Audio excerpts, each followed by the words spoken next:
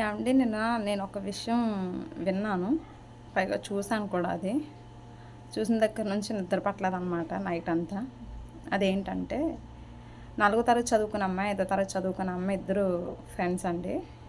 వాళ్ళు ఎక్కడో కలిసారు ఫ్రెండ్స్ వాళ్ళిద్దరూ. కానీ వాళ్ళిద్దరూ మాట్లాడుకునే టాపిక్ ఏంటంటే వల్గర్ వీడియోస్. వల్గర్ వీడియోస్ కోసం మాట్లాడుకుంటున్నారు ఆళ్ళు. వీళ్ళ 4th క్లాస్ అమ్మాయంట 2 ఇయర్స్ నుంచి వల్గర్ వీడియోస్ చూస్తుందంట.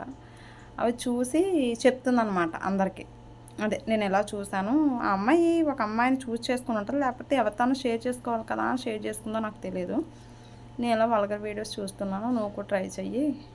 బాగున్నాయి. చాలా బాగున్నాయి అని చెప్పిందంట. మంచి చెప్తే ఎవరు వినరు గానీ చెడైతే వెంటనే పాటిస్తారు కదండీ! ఎవరి పిల్లలన్నా అంతే కదా! అయితే ఈ అమ్మాయి కూడా చూస్తున్నట్టుంది. మనకు తెలీదు. నేను వాళ్ళిద్దరూ మాట్లాడుకుంటే మాత్రం విన్న సంభాషణ అండి ఇది. అయితే వాళ్ళిద్దరూ మాట్లాడుకుంటే, సరే అయితే ఇలా ఉంది కదా సిచ్యువేషన్, మనం ఎవరిని ఇంకేం అనకూడదు అనేసి నేనేం అనలా, విన్నాను అంతే. కానీ మనం ప్రతి అబ్బాయికి అమ్మాయికి ఫోన్ ఇచ్చేసి స్కూల్ నుంచి ఇప్పుడు వచ్చారో 10 నిమిషాలు రిలాక్స్ అవుతారు కదా అని మనం ఫోన్ ఇచ్చి వదిలేసి చాలా తప్పు చేస్తున్నామని నాకు అనిపిస్తుంది. అంటే అందులో నేను కూడా అన్నానులేండి. నన్ను నేనేమీ పెద్ద నీతిమంతురాలని అయితే అనుకోను. కానీ నేనైతే తనని పర్సనల్‌గా సింగిల్‌గా అయితే వదిలాను. 99% తన వెనక నేను తిరుగుతాను. లేకపోతే నా వెనకన్నా తిరగమంటాను కానీ ఖాళీగా అయితే వదిలాను తనని.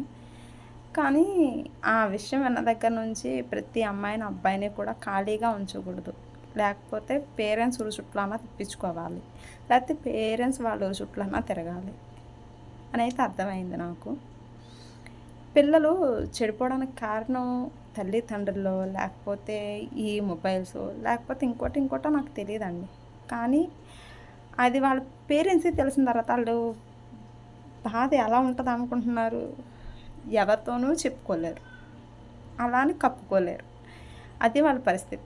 దయించి వీడియో 99% షేర్ చేయడానికి ట్రై చేయండి. ఎందుకంటే ఈ ప్రతి ఒక్కళ్ళకి చేరాలని ఒక చిన్న ఆశ నాకు. ఎందుకంటే ప్రతి పేరెంట్ తెలుసుకోవాలి. నేను ఫోన్ ఇస్తాను కదా!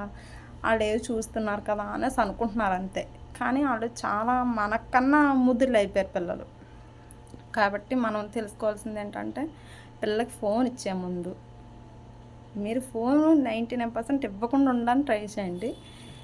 ట్రై చేసిన దాన్ని బట్టి మీరు ఇదవ్వండి. అంతే తప్ప గానీ ఫోన్ ఇచ్చి నా పిల్లలు చెడిపోయారు అని బాధ అయితే పడనక్కర్లా. ఎందుకంటే ఈరోజు వాళ్ళిద్దరు అయ్యారు.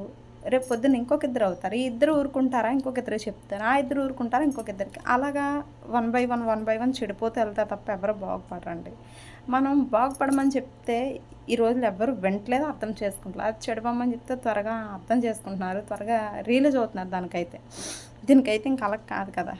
దయించి ప్రతి పేరెంట్ అర్థం చేసుకొని ఈ వీడియో షేర్ చేయడానికి ట్రై చేయండి. ప్రతి పేరెంట్ కూడా పిల్లల వెనకాల తిరగడానికి కూడా ట్రై చేయండి. ఎందుకంటే పిల్లలు స్కూల్ నుంచి వచ్చారు కదా, ఏదో పని ఉంటే చేసుకుందాము ఆ ఉద్దేశం అయితే వద్దు.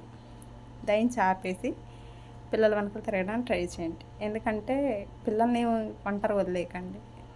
ఆ పిల్లలు మాట్లాడుకునే మాటలను బట్టి, వాళ్ళు చేసే పనులు బట్టి అయితే నాకు 2 డేస్ నుంచి నిద్ర కానీ, ఆకలి మీద కానీ దేని మీద లేదు. కానీ ఇది ఎందుకు చెప్తున్నానంటే చెప్పొచ్చో చెప్పకూడదో కూడా నాకు తెలియదు. అర్థం చేసుకోండి పేరెంట్స్ అంతే. అంతే తప్ప మిమ్మల్ని ఎవరిని నేను తప్పు పట్టయితే ఈ వీడియో చేయట్లేదు. కొంచెం మీకు అవగాహన ఉంటదేమో, మీరు జాగ్రత్త పడతారేమో అని చెప్పి చేస్తున్నాను. ఎందుకంటే చిన్న పిల్లలు కదండి, వాళ్ళకి ఏం తెలుస్తుందో చెప్పండి. ఎవరో ఏదో చెప్పారని చూడటం, ఎవరేదో చెప్పారని చెప్పి చేయడం తప్ప వాళ్ళకి ఏం తెలియదు కదా. ప్లీజ్ అండి, దయచేసి వీలైనంత మట్టుకు షేర్ చేయండి.